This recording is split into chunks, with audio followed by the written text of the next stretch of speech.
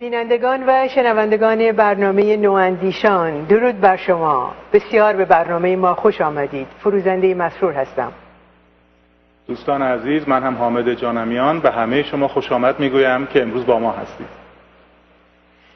عزیزان شنونده، ما به غروب جمعه گذشته برمیگردیم. در تورنتو برنامه بسیار جالبی برگزار شد در مرکز هنرهای نمایشی ریچموند هیل. جای همه شما کسانی که اونجا نبودید خالی بود. برنامه بود به کارگردانی سرکار خانم نیلوفر بیضایی، چهره به چهره در آستانه فصلی سرد. همراهان ایشون و یکی از بازیگران صاحب نام تئاتر ایران، سرکار خانم بهرخ بابایی نیز در این برنامه شرکت داشتند. افتخار دادن به ما که در این مصاحبه با ما همراه باشند. سرکار خانم بهرخ بابایی، خوش آمدین. خیلی ممنون. متشکرم. نیلوفر جان، بسیار بسیار سپاسگزارم که دعوت ما رو پذیرفتین. خیلی ممنون از اینکه دعوت. خیلی عالی. نیلوفر جان، اگر اجازه بدید من می‌خواستم اولین سوال رو مطرح کنم و می‌خواستم ببینم که چطور شد شما تصمیم گرفتید که همچین نمایش رو به روی پرده بیارید. من سالها پیش، نزدیک به یک دهه پیش، در حقیقت این فکر رو در ذهنم داشتم که در مورد طاهره قرةالعین یک تئاتر کار کنم یا یک متن بنویسم اصلا، برای اینکه فکر می‌کردم که یکی از زنان بسیار برجسته و مهم تاریخ معاصر ماست که کمتر شناخته شده و اسمش به نوعی حذف شده و حضور اجتماعیش و بسیاری اون رو شاید نشناسند و برای خود من هم مهم بود که از طریق نوشتن و کار کردن در مورد این شخصیت خودم با او آشناتر بشم یا عمیق‌تر آشنا بشم با اینکه چگونه میتوانسته کسی حدود 150 سال پیش، زنی در جامعه مثل جامعه ایران، در جامعه به اون بستگی، در حقیقت این گونه پیشرو و جلوتر از زمانه خودش حرکت بکنه.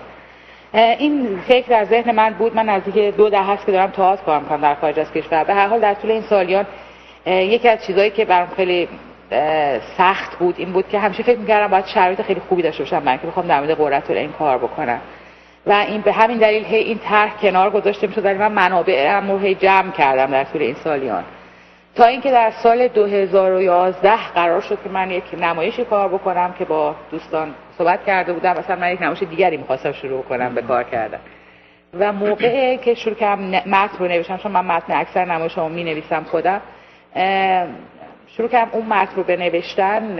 مثل اینکه در ناخودآگاه من متن طاهره آمد و من شروع کردم طاهره رو نوشتن و قرار من با بازیگرانم چیز دیگری بود در اول و بعد همونطور که شروع کردم به طاهره نوشتن، فروغ اضافه شد به طاهره، برای اینکه یک روندی شروع کرد به شکل گرفتن در حضور اجتماعی زنان که فروغ شاید معاصرتر اون رو نمایندگی میکرد و طاهره در حقیقت دوره پیش از انقلاب مشروطه که بسیار مهمه و در نتیجه اصلا کل این مسیر تغییر کرد و اون نمایشی که قرار بود کار بشه تبدیل شد به چهره به چهره در آستانه فصلی سرد که تیترم برگرفته از اشعار این دو زن، چون هر دو شاعرم بودن، اینو میدونیم همه. چهره به چهره از طاهره و در آستانه فصلی سرد از فروغ و این شاید هم گویای فضا و فضای زندگی این دو زن هم باشه. نیلوفر جان، بعد از سوالی که از بهرخ جان داشتم، میل داشتم از شما راجع به همین مسئله و مقوله حضور زن در اجتماع با هم یک گپ و گفتی داشته باشیم. برای اجازه بفرمایید که سوال بعدیم رو از بهرخ بکنم. شما بازیگر صاحب نام تئاتر ایران هستید، در تئاتر کودکان شرکت داشتید، بسیار راجع به شما صحبت شده. ضمن تشکر از نیلوفر عزیز برای اینکه تدوین کردن و نوشتن این رو، در اولین صحنه شما با یک صدای زیبا و ملکوتی وارد میشین. معمولا کسانی که تئاتر بازی میکنن، شاید که من نمیدونم، ولی خیلی با صوت و صدا نمیان تو، معمولا یا کلامی یا چیزی. حضور شما و صدا بی نهایت زیبا بود. ممکن است راجع به این صحبت کنیم؟ اگر من بخوام راجع به صدای خودم اول بگم، به هر حال فکر میکنم که ابزار کار بازیگر به هر حال بدنش و بیانش است و باید هر دو اینها رو به نحو احسن تربیت بکنه و در اختیار خودش، در کنترل خودش داشته باشه. این توانایی‌های بازیگر یعنی باید باشه.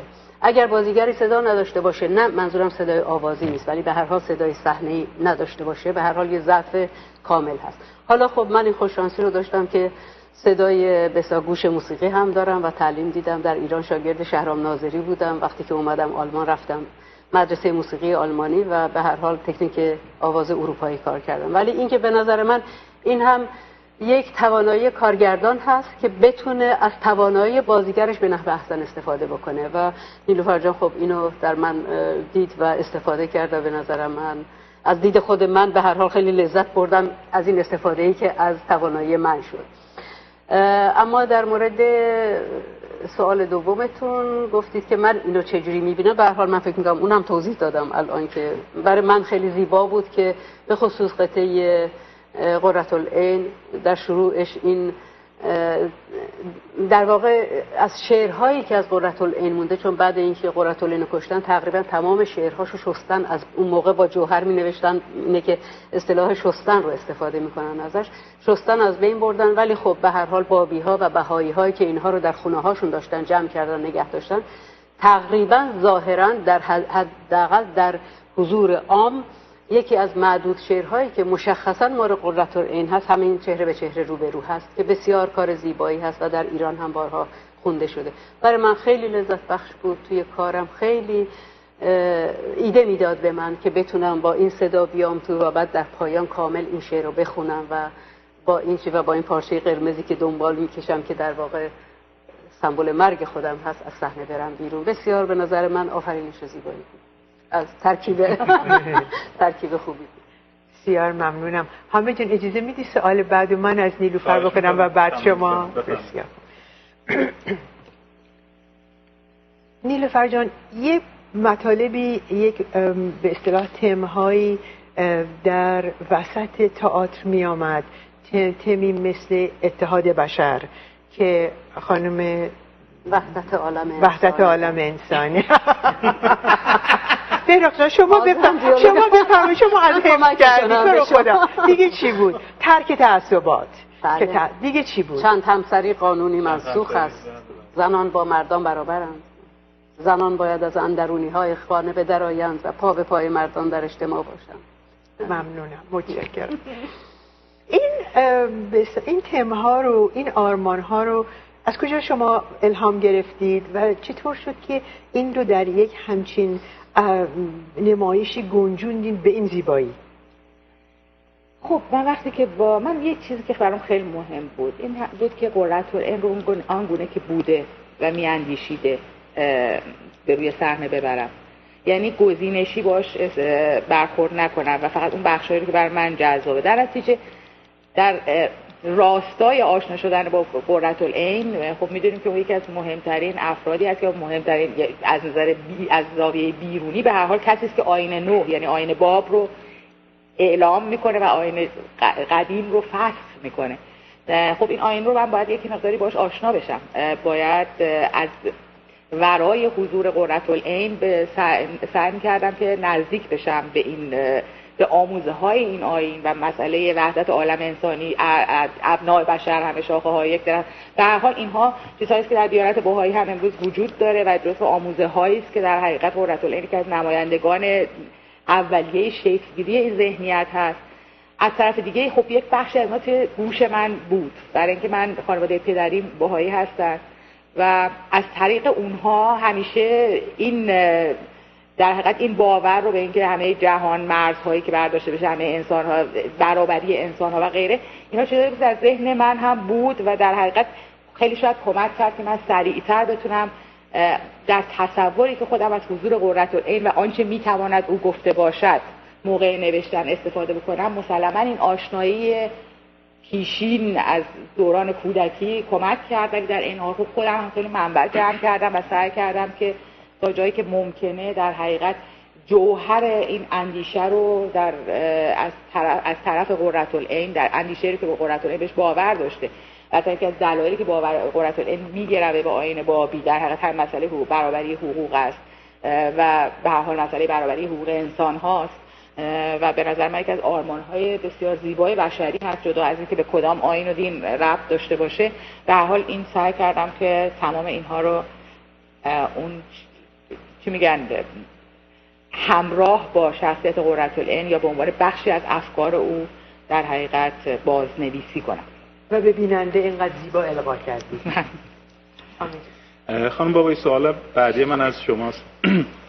دوست داشتم ببینم که خب مسلما وقتی یک شخصی یک شخصیت رو معرفی میکنه روی صحنه، انقدر باید هی تکرار بکنه، انقدر باید هی مطالعه بکنه راجبش که خیلی خیلی نزدیک میشه با اون شخص و اون شخص روی این هنرپیشه خیلی تاثیرگذار خواهد بود خواه ناخواه. من میخواستم ببینم که شما این تاثیر رو چطور رو خودتون میبینید؟ من فکر میکنم اینو از اینجا میتونم شروع بکنم که به هر حال تو زندگی هر کدوم از ماها به خاطر شرایط پیچیده سیاسی و اجتماعی که در ایران بوده و ما از اون محیط مجبور شدیم حتی از اون محیط سخت سیاسی اجتماعی که دلمون میخواست تو اون زندگی بکنیم، باشیم، تاثیر بذاریم، تاثیر بگیریم، مجبور شدیم که از اون محیط بیایم بیرون و زندگی تازه‌ای رو شروع بکنیم. خود من واقعا شاید بتونم بگم که 3 تا کشور 4 تا کشور عوض کردم. یعنی بچه من مجبور بوده به هر کشور که میرسه زبان تازه یاد بگیره، اونجا مدرسه بره و به هر حال این لحظات سخت زندگی رو هر کدوم از ماها تجربه کردیم.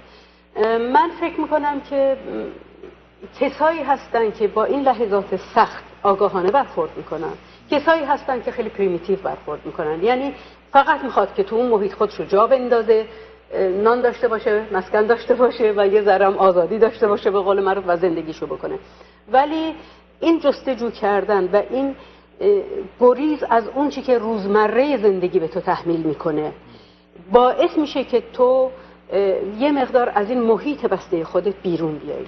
خب طبیعتا ما به خاطر اینکه بازیگر هستیم، به خاطر اینکه یکی از نکات اساسی که در تدریس بازیگری، چون بازیگری همه میگن وای فوق العاده است، عالیه، بازیگری برای من کار منه. من همیشه میگم اگر یک خیاط بد بدوزه غلطه، بده.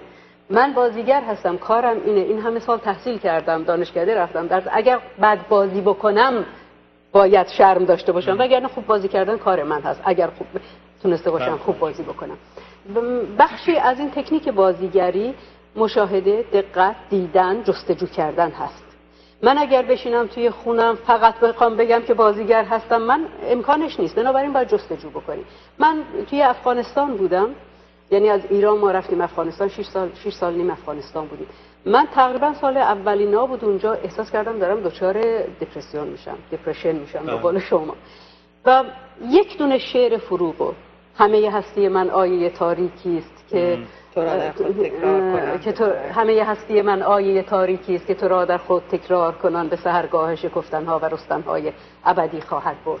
من باور میکنید 2 ماه اینو میخوندم و در درونم اشک میریختم و وقتی که این 2 ماه تموم شد من شکفتم، بیرون اومدم از این و این باعث شد که من البته خب فروغ طبیعتا تو زندگی زنهای مثل من تو ایران بود همیشه، ولی احساس کردم که چقدر این قدرت داره، چقدر میتونه به من حرف بده، قدرت بده. از اون لحظه من واقعا با فروغ انتیم شدم و نزدیک شدم و کارهاشو به خصوص که حالا نیلوفر جان بخش در کار فروغ خیلی زیبا، بخش اول زندگی فروغ به خصوص در شروع نمایش فروغ بخش اولش رو انتخاب کرده. من بیشتر رفتم تو بخش دومش که شعرهای دیگه بخش دگردیسی فروغ گذاشته بود.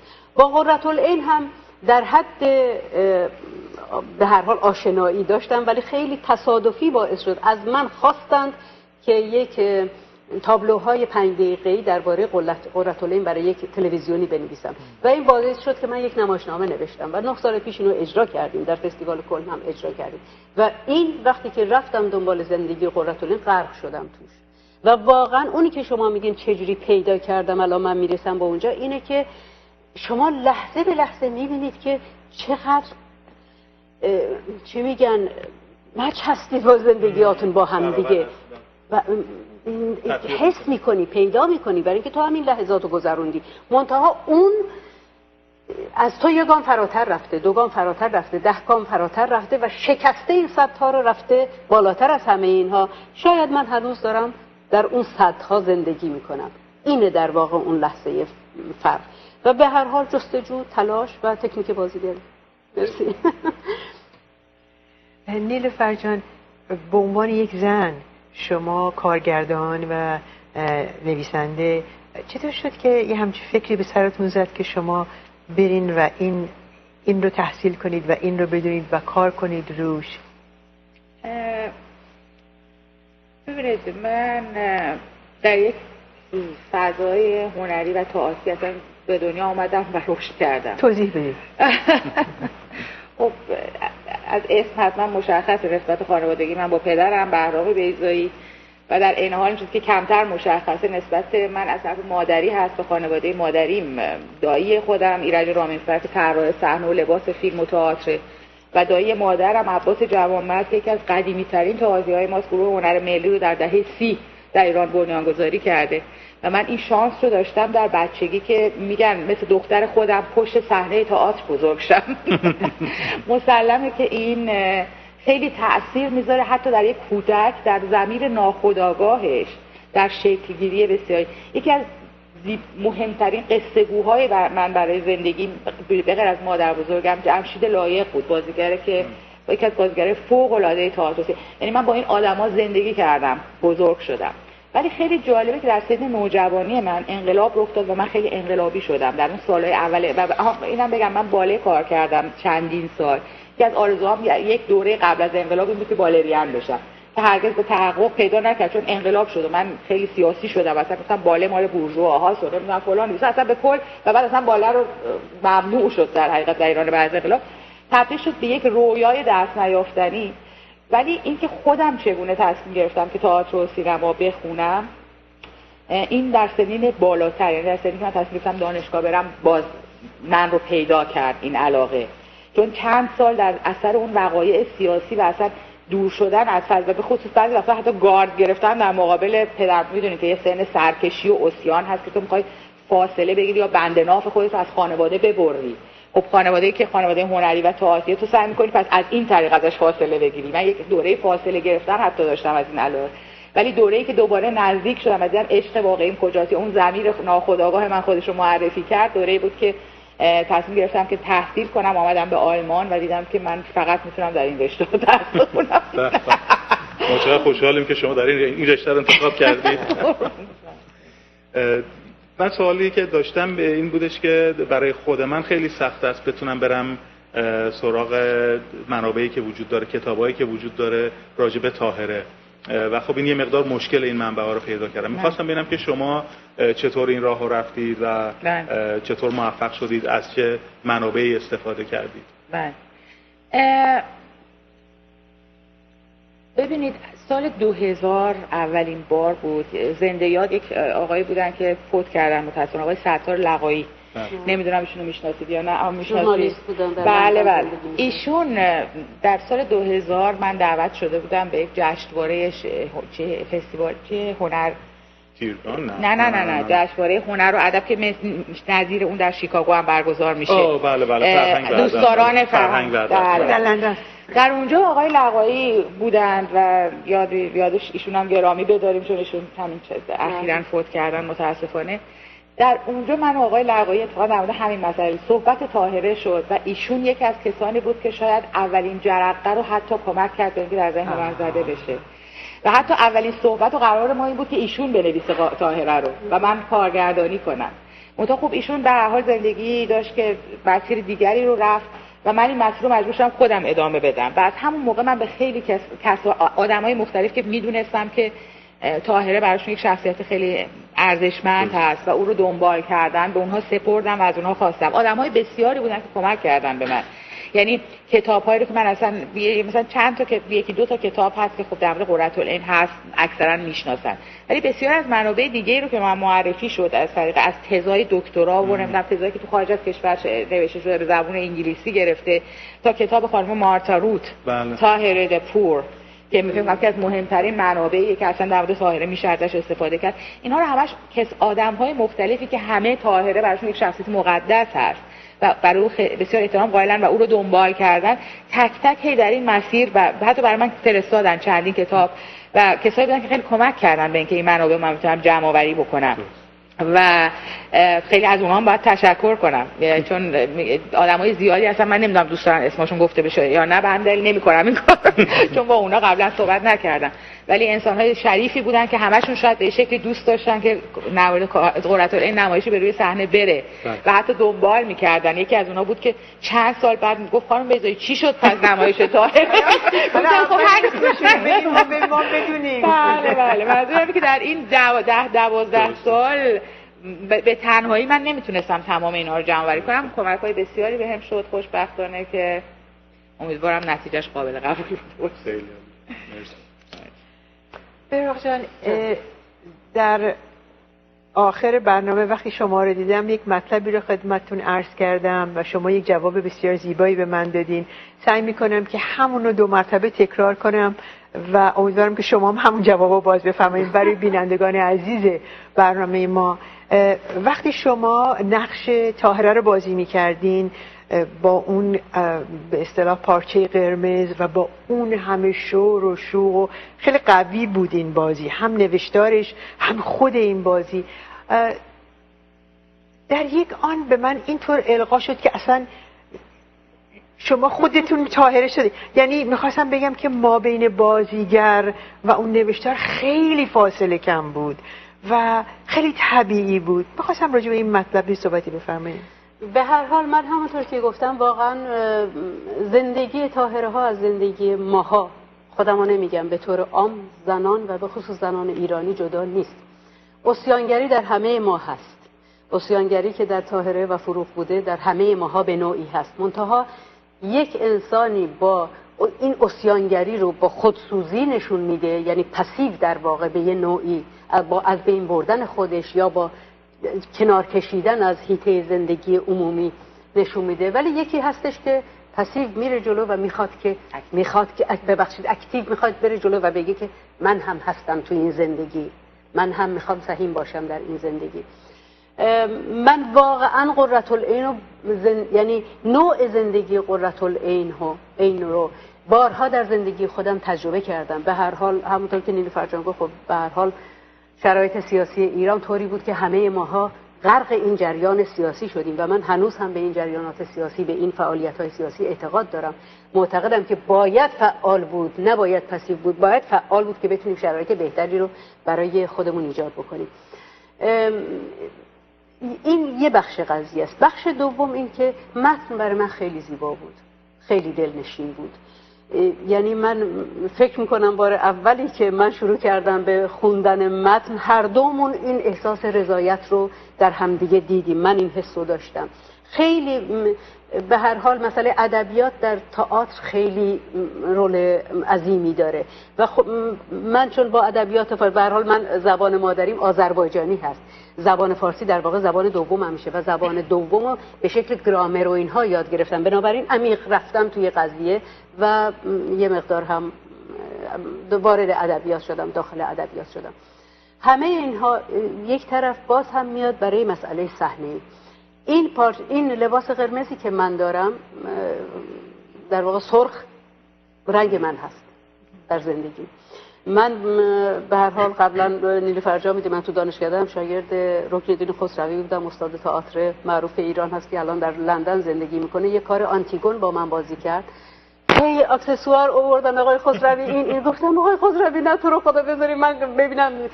بعد یک پارچه قرمزی بود، شاید بسیار بزرگتر از این. من بودم رو صحنه، این بود و آنتیگون بودم و یعنی میدونید صحنه برای من، نیلوفر صحنه برای منو باز گذاشته بود، برای من باز گذاشته بود برای بازی.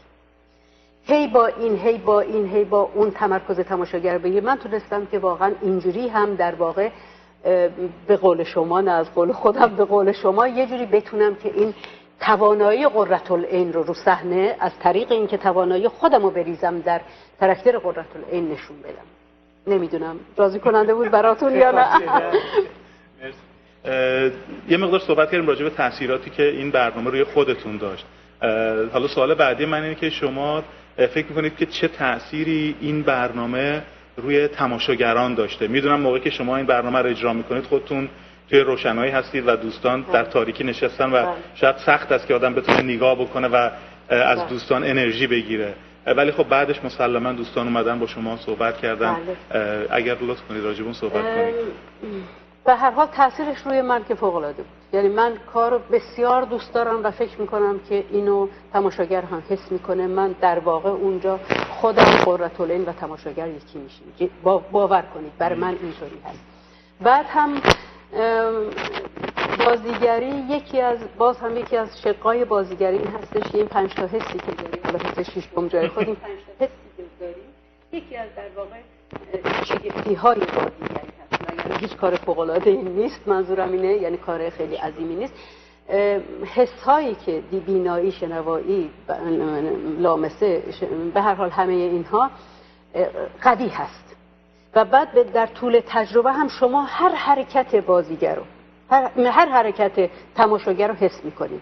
به محض اینکه یک ذره حرکت زیاد میشه شما میفهمید که خسته شدم بدن. و من واقعا تقریبا میتونم بگم در 99% اجراهایی که داشتیم شاید در بعضی لحظاتی من حس کردم که تماشاگر خب یه ذره تکون خورد، ولی واقعا در اکثر مواقع بسیار رضایت رو در چشمشون، در حسشون میدیدم.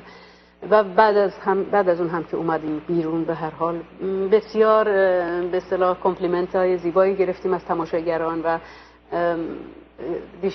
پریشب که در اتاوا اجرا داشتیم، شاید خیلی میگم من نمیخوام خیلی چیز بکنم، ولی واقعا یک خانمی برگشت به من گفتش که شما خودتون برای من قرةالعین بودید. و این برای من خیلی خیلی عظیم این حرف، خیلی برای من یعنی انرژی میده، خیلی برای من اون شهامت رو میده که آها خیلی خوب پس تو داری میتونی کار بکنی. یعنی من با این حرف قره نمیشم به خودم، از این حرف استفاده میکنم برای اینکه بار دیگر بیشتر و عمیق‌تر و منسجم، به قول معروف چی میگن دیگه، اون تا اون ریشش برم تو. الان هم تلاشم میکنم، ولی منظورم اینه که این برخورد تماشاگر با، چون اگر تماشاگر خوشش نیاد بالاخره یه خسته نباشیدی میگه و میره. ولی ما این حس رو گرفتیم ازشون، به خصوص که این دو زن خب کاراکترهای فوق‌العاده‌ای هستند، تک هستند.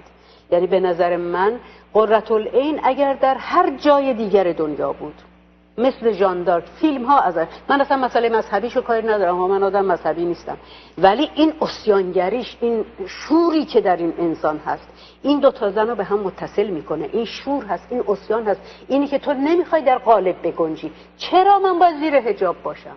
چرا واقعا؟ آخه اگر خالقی هست و میخواست که ما پوشیده باشیم، خب ما رو پوشیده خلق میکرد. برای چی ما رو عریان خلق کرد؟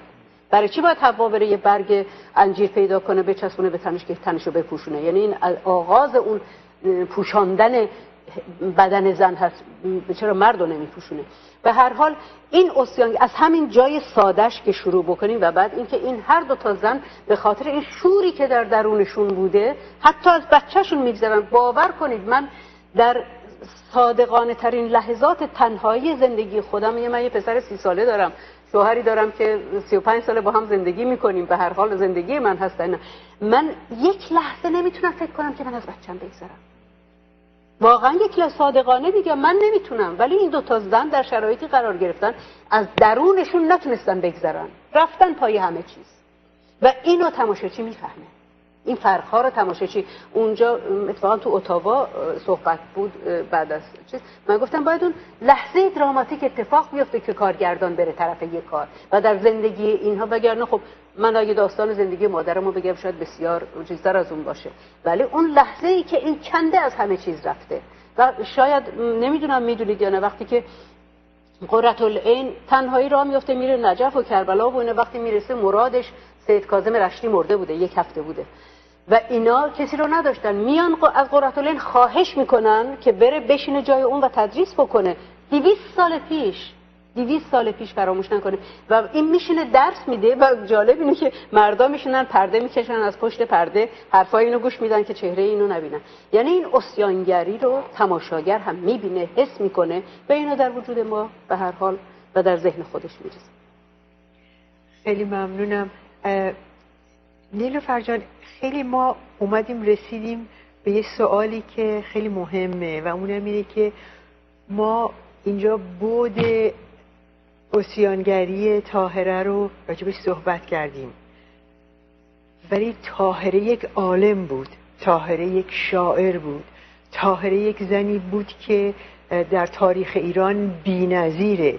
تصور من این هست که اون قسمت از وجودش، اون قسمت علمش، اون قسمتی که میتونه سرمشق باشه برای هر زن ایرانی که نه فقط عصیانگر بود، بلکه دانا بود، بلکه خوانده بود، بلکه عربی رو میدانست، بلکه شعر فارسی رو در نهایت زیبایی و فصاحت میگفت.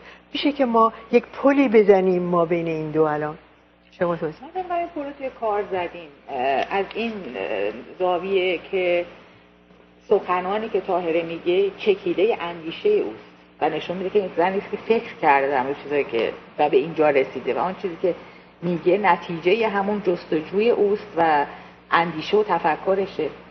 و در جای دیگر هم من طاهره رو دوست نداشتم صرفاً چون به عنوان صرفاً شاعر شاید اسمشو خیلی ها شنیده باشن، ولی بیش از اون در مورد زندگیش کمتر میدونن.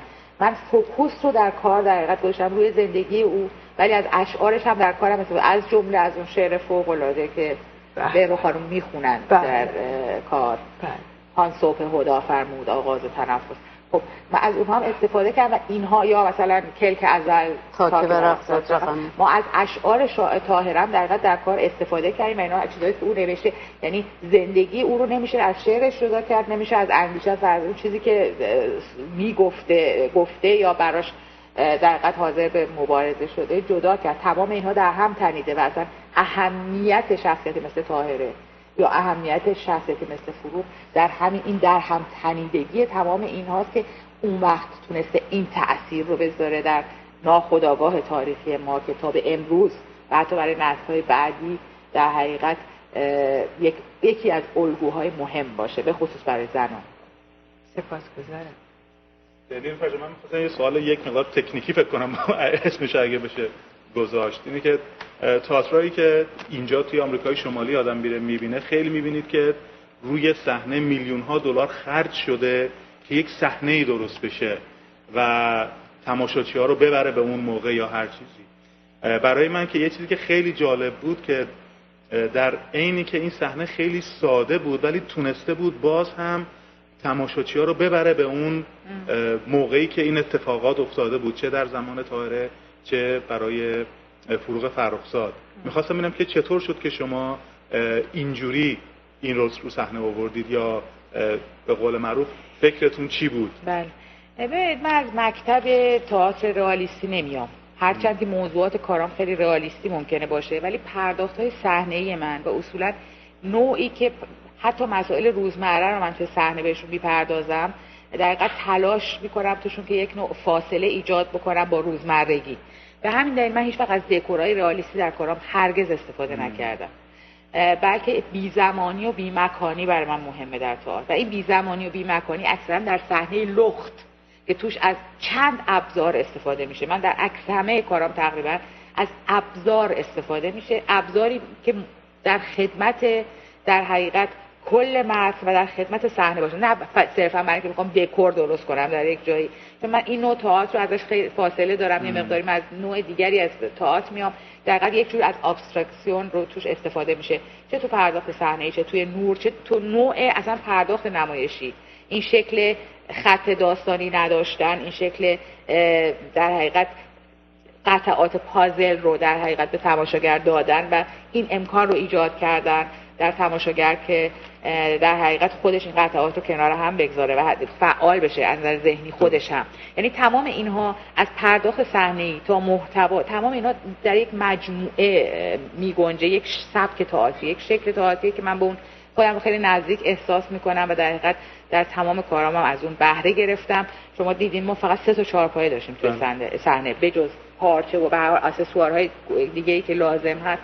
و اون 3 تا 4 پایه فقط به عنوان ابزاری برای نشستن ازشون استفاده نشده. اینا در جاهای دیگه‌ای شروع میکنن به ساختن شکل‌ها، تصاویر، اون افکاری که در تو ذهن فروغ مثلا داره میگذره. ما تو اون صحنه 4 پایه‌ها شکل‌های مختلفی در صحنه ایجاد میکنن. تماشاگر لازم نیست تک تک جزئیات اون هدف من رو بفهمه که من چرا مثلا اون 4 پایه رو الان اونا برمی‌دارن و شکلش رو تغییر میدن، ولی کل این مجموعه یک فضای تصویری میسازه که شما رو نزدیکتر میکنه به درون اون شخصیت. و برای من مهمه که صحنه پردازی در جهت تعمق بخشیدن به محتوا باشه و فرم و محتوا این گونه با هم همخوانی داشته باشن، کاری که من برای تو کارم انجام میدم. خیلی من ببخشید فقط یه چیزی در تکمیل حرف نیلوفر جان بگم. لباسی که برای من انتخاب شد، ما واقعا هنوز نیلوفر نمیتونست تصمیم بگیره چی کار بکنه چی کار، و من هی میدیدم این لباس اضافه میشه به من. هی لباس اضافه. ولی انقدر این لباس به تن من نشست در طول کار، واقعا مشکل بود اول راه رفتن 3 تا لباس من روی هم دیگه و تازه بعدش زیرش هم لباس فروختنم هست. انقدر این نشست و واقعا بخشی از کار شد. الان بارها سوال و جواب شده اصلا راجع به این شنل، برای اینکه خب میتونستیم توی کار نمیدونم با حجاب بگیریم، بعد حتی من فکر پیشنهاد کردم یه بار در لحظه آخر این چادر افغانی که نیلوفر گفت نه من اصلا نمیخوام تو زمینه‌ها. به هر حال ایده های مختلف بود. انقدر زیبا این انتخاب شد که اصلا نشست توی کار. اینا به هر حال اون لحظاتیه که صحنه رو میسازه و بازیگر رو میسازه برای این کار. من میل داشتم از شما یک سوالی بکنم از فستیوال تئاترهای کلن، برای اینکه میدونم شما فعال بودین در اونجا. باز برمیگردیم 2 مرتبه به چهره به چهره در آستانه فصل سرد. به هر حال من همونطور که گفتم ما یعنی من و شوهرم مجید فلاح‌زاده که اونم تئاتری هست تو دانشکده با هم آشنا شدیم، ازدواج کردیم و پسرمون 1 سال و نیمش بود که ما از ایران اومدیم بیرون، رفتیم افغانستان. 6 سال نیم اونجا بودیم و اونجا خب به هر حال مدام کار تئاتر کردیم. بعد بالاخره آمدیم طرف آلمان و خب یکی از چیزایی که فکر کردیم گفتیم که خب ما اینجا کی هستیم، چی کار داریم میکنیم. من میخواستم یک پرکتیکومی بسا، یک دوره آموزشی که با محیط تئاتر آلمان آشنا بشم، از اداره کار اونجا گرفتم برای 3 ماه و رفتم تئاتر شهر بن. رفتم من چیزام بردم، به اصطلاح به قول شما رزومه‌مو بردم که برای پرکتیکوم، حالا قرار نیست پولی به من بدن و اینا. من هی منتظر شدم جواب نیامد فلان و بهمان این ور و اون ور. آخرتر یه روز رفتم یه خانومی با یقه پاپیونی و اینا نشسته بود. من گفتم که من فلانی هستم، گفتش که شما ترمین یعنی وقت دارید، وقت ملاقات دارید. گفتم خانم تئاتر خونه منه، من وقت ملاقات احتیاج ندارم اینجا.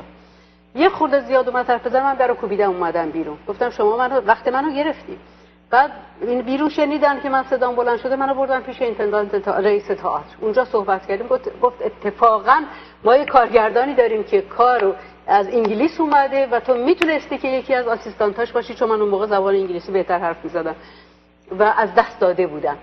خب این برای من خیلی تجربه تلخی بود. بعد با شوهرم صحبت می‌کردیم و به هر حال ما رسیده بودیم، اولین کارمون هم انجام داده بودیم که همونم تو روزنامه‌های آلمانی نوشته بودن و اینا، که حتی یادمه با ما مصاحبه کرده بودن، نوشته بودن که 2 بار بی خانمان، یعنی 1 بار از خانمان رانده شده و 1 بار هم تئاتر رو از دست داده. الان اومده اینجا دوباره باید از نو شروع بود.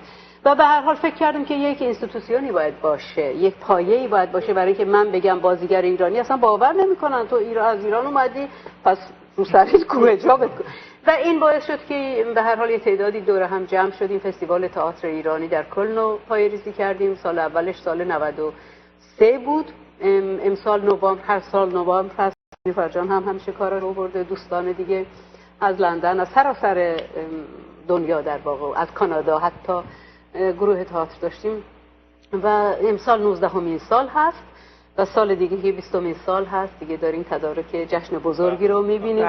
به هر حال مویمون در این آسیا سفید شد، ولی بسیار راضی هستیم و تونستیم در کلن و اون دور و برش تماشاگر بسیار خوبی جمع شده، بسیار خوب. واقعا میدونن نیلوفر جان وقتی کارشون میاد همیشه سالن‌ایشون به خصوص اونجا پر هست، واقعا پر هست. شاید باور نکنید یکی از بچه‌ها یه بار یه چیزی نوشته بود که اینجا مثل سیاوشگرد هست. میدونید سیاوش در واقع در اساطیر ایرانی شاید اولین پناهنده باشه. سیاوش از وقتی که از داستان سودابه و اینا فرار میکنه میره به توران، اونجا پناهنده میشه میمونه و در واقع اولین پناهنده و که بعد میره شهر سیاوشگرد رو میسازه و بعد اونجا میشینه با دختر پیران که ازدواج میکنه، اونجا نشسته بوده. میگفتن اینجا مثل سیاوشگرد است برای ما. سال گاهی وقتا زنگ میزنن پس کی تئاتر، پس کی فستیوال که یعنی یه جور تبدیل شده به یه همچین مکانی که ایرانی ها میتونن گرد هم بیان و ساعات خوبی رو اونجا کنار هم باشن و کارهای خوب ببینن. البته کارهای متوسط هم داریم، کارهای ضعیف هم داریم، ولی مهم اینه که افراد احساس میکنن جایی رو دارن که میتونن. و بعد ما هم البته یکی دو تا فستیوال دیگه شروع شد. یکیشون هامبورگ بود که قطع کردن، الان یکیش هایدلبرگ هست، یکیش الان در فرانکفورت شروع شده تازگی ها. به هر حال خوشحالیم که تونستیم این حرکت رو گسترش بدیم و ما فوق العاده برامون زیبا بوده، اگرچه خیلی نیروی مادی و معنوی از ما گرفته، ولی به هر حال بسیار راضی دست مریضات. نیلوفر جان، شما صحبت کردید راجع به منابعی که دستتون اومده بود و اینا رو جمع آوری کردید و استفاده کردید در تئاتر. من موقعی که توی اتاوا نشستم، چون که اتاوا میتونستم بشینم توی سالن و نمایشنامه رو در تئاتر نگاه بکنم، دیدم که تمام جمله هایی که استفاده شده چه به موقع اینا هسته در بین این تئاتر.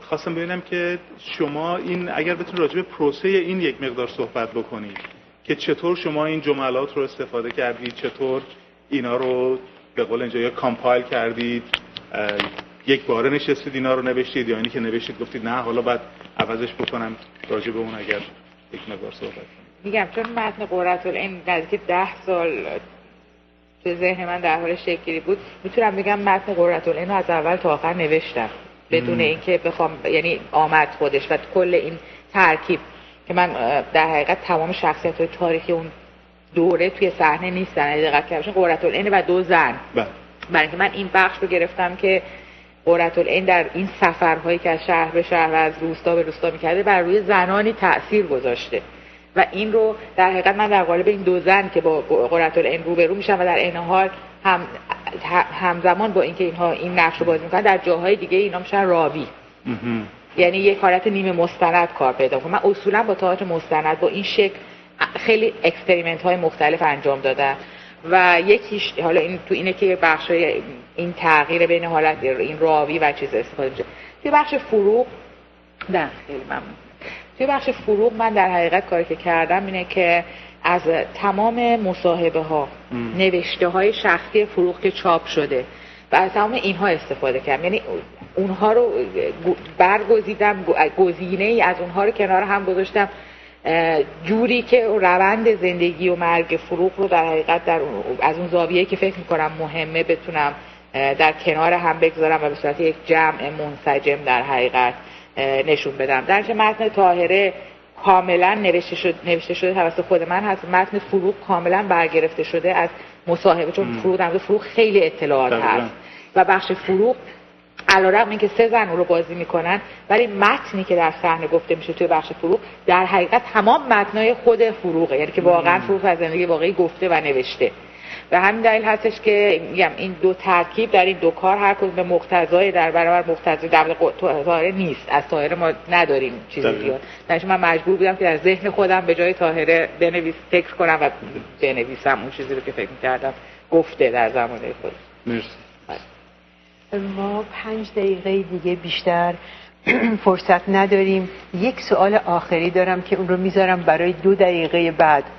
حامد جان قبول داری؟ من یک سوال خیلی سریع از هر دوی شما بکنم و اون این هست که شما در پایان این نمایش لطف کردین و با بینندگانتون و تماشاگرانتون نشستین، صحبت کردین، پاسخ دادین به پرسش‌های اونها. یکی از دوستان عزیزی که اونجا بودن، یکی از آقایون سوالی که کردن این بود که شاید که شما چون حافظتون حتما از من بهتره ممکنه که اون سوال رو تکرار بفرمایید. ایشون گفتن که من میدونم که صلح جهانی بالاخره به دست خانم‌ها ایجاد خواهد شد، ولی ما میتونیم ما چی کار باید بکنیم که سهیم باشیم در این چیز، اگر درست فهمیده باشم؟ بله. حالا با در نظر گرفتن اون کسی که طاهره بود، اون کسی که فروغ بود، کسانی که این ساختارهای تبعیض رو شکستن، آیا برای یک زن ایرانی برای اینکه به اصطلاح با فعالیت‌های صلح‌آمیز بتونه جای خودش رو در جامعه باز کنه، به قول شما حضور خودش رو در جامعه اونجا استبلیش کنه و به وجود بیاره، شما چه توصیه‌ای دارید؟ من برای آقایان این توصیه رو شاید میتونم بکنم. من همیشه میگم که آقایان یه مقدار نابخودآگاه زندگی میکنن. زن وقتی که میاد، به خصوص وقتی که میاد توی زندگی تازه، بلافاصله متریالیزه میکنه، همه چی رو تشخیص میده که این اینجاست، این اینجاست، این اینجاست، من باید این کارو بکنم. آقایون میرن در فانتزیشون زندگی میکنن. شاید به این دلیل، حتی در ایران هم همینطور، شاید به این دلیل که آقایون یک جایگاه مشخصی داشتن در اجتماع، کلی دارم میگم، ما سیستماتیک دارم میگم، به عنوان سیستم اجتماعی دارم میگم، نه به عنوان فرد، داشتن و الان فکر میکنن که دارن اونو از دست میدن. ولی خانم ها میگن که نه، من نداشتم و الان میخوام بگیرم، من اینجا هستم، پام رو زمینه و میخوام. اینه آقایون باید اینو بفهمن که یه مقدار نابخودآگاه زندگی نکنن، خودآگاه به روزمره خودشون حتی آگاه باشن. فقط ببخشید منظورم اینه که فقط روشنفکری باعث نمیشه که همون صحبتی که الان می‌کردیم، روشنفکری باعث نمیشه که آدم همیشه حتما سهیم باشه در زندگی زنش یا دوستان که دور و برش هست. سپاسگزارم. بهرام شما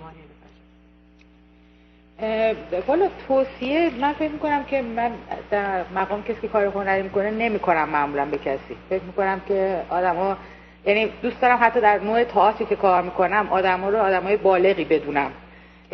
من فکر میکنم برای شعور تماشاگرم خیلی احترام قائلم، برای همین برام اینقدر حساسیت دارم که همه چیز درست باشه، انجام بشه، فلان بشه. بلکه فکر میکنم که تک تک آدم ها هم مثل من به خیلی همین چیزا ممکنه فکر کرده. من پیغمبر نیستم، چیز جدیدی رو نیاوردم، بلکه مسائلی که دغدغه های از خودم بوده خواستم با اونها در میون بگذارم. این که چگونه میشه، یا زنان ما یا مردان ما، اصولا مردان ما چگونه میتونن در این جهت حرکت بکنن، فکر میکنم که بسیار این راه پیدا شده، به خصوص توی نسل جوانتر. ما نسل جوانتر مردانی رو داریم که الان در جنبش زنان فعالن، تئوری فمینیستی مینویسن، میرن برای حقوق زنان در کنار زنان شروع میکنن به کار کردن و این بسیار مثبت. این نشون میده که داره یک تغییر در جامعه ما به وجود میاد. ما متوجه هستیم و این فکر میکنم که ما به عنوان هنرمند میتونیم این تغییرات رو ببینیم و اون آرزوهامون رو در تغییرات بیشتر شاید به عنوان دغدغه هامون روی صحنه ببریم و بتونیم امکان چالش و گفتگو رو ایجاد بکنیم. من فکر میکنم که مهمترین چیز در جامعه ما گفتگوئه که باید ایجاد بشه، گفتگویی که هنوز داره به شکل مونولوگ، تک‌گویی ها انجام میشه بدون که همدیگه رو بشنویم. و من امیدوارم که تئاتر، هنر، کاری که ما انجام می‌کنیم بتونه کمک کوچکی بکنه به اینکه فضای گفتگو ایجاد بشه. بسیار ممنونم. ما حتی یک دقیقه هم وقت نداریم. کاش همه جا ما 5 ساعت وقت داشتیم میشستیم و من آرزو داشتم که شما یک قسمتی از اون شعر رو میخوندید و دیر کردیم دیگه. حیف. دوستان عزیز میتونن به یوتیوب البته مراجعه کنن که قسمت خیلی کوچیکیش رو ببینن. شاید مصاحبه دیگه ای داشته باشیم در آلمان با دوستان عزیز. چرا نه؟ حتما. خیلی ممنون، قربان شما. خیلی ممنون. ما ممنونیم از شما. این که وقتتون رو گذاشتید با ما بودید. ان شاءالله که موفق باشید. شما هم از حضور هر دوی شما ممنونم. بینندگان عزیز، نام طاهره مثل اشعارش هرگز شسته نخواهد شد، بلکه زنان توانمندی دیگری مثل خانم نیلوفر بیضایی، خانم بهروخ بابایی و دیگران خواهند آمد و به زندگی اونها خواهند پرداخت. از عطف نظرتون به این برنامه بی نهایت سپاسگزاریم و تا هفته آینده شما رو به خدای بزرگ می سپاریم.